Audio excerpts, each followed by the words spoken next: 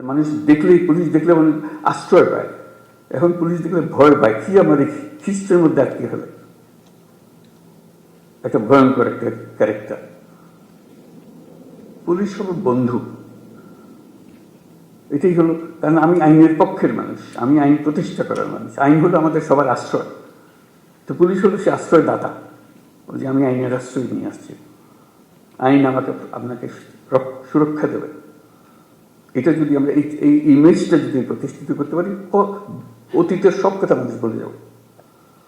কাজে এটা নিয়ে কান্নাকাটি করে কোনো লাভ নেই, কারণ সেইটা আমরা বদলাতে পারবো না। সেই 16 বছরের ইতিহাসে আমরা বদলাতে পারবো না। সেই 16 বছরের কালিমা আমার সারা গায়ে মাখা আছে, আমি রাতারাতি পাল্টাতে পারবো না। এটা মানুষ হিসেবে আমি আমার কর্তব্য নির্ধারণ করতে পারি, আমি আমার সম্পূর্ণ নতুন ভাবমূর্তি আমি প্রতিষ্ঠা করতে পারি।